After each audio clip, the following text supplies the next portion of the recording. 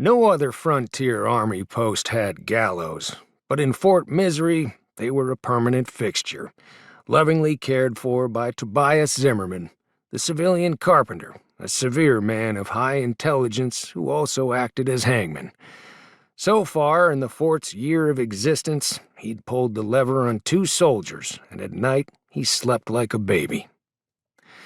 Zimmerman, Sergeant Major Olinger, and a Slavic Catholic priest with a name nobody could pronounce stood on the platform along with the condemned man, a thin young towhead with vicious green eyes.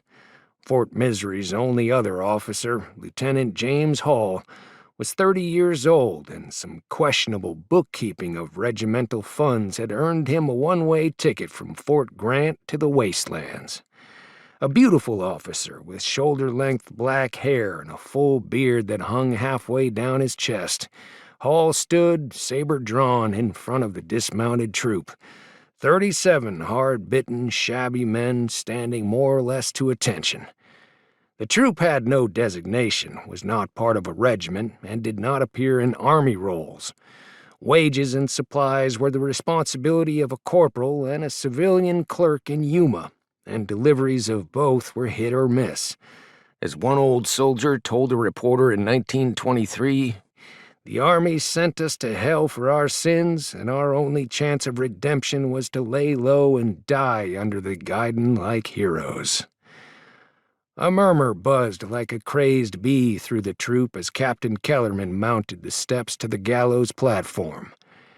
Private McCarthy's arms and legs were bound with rope, and Sergeant Major Olinger had to lift him onto the trap door. Zimmerman slipped a black hood over the young man's head, then the hemp noose. He then returned to the lever that would drop the door and plunge the young soldier into eternity. The Army considered their cast-offs less than human, and McCarthy lived up to that opinion. He died like a dog, howling for mercy, his cries muffled by the hood. Despite the efforts of Lieutenant Hall, the flat of his saber wielded with force, the soldiers broke ranks and crowded around the scaffold. Horrified, upturned faces revealed the strain of the execution.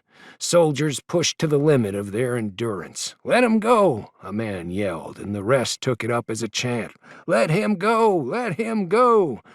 A few soldiers tried to climb onto the gallows, but Sergeant Major Olinger drew his revolver and stepped forward.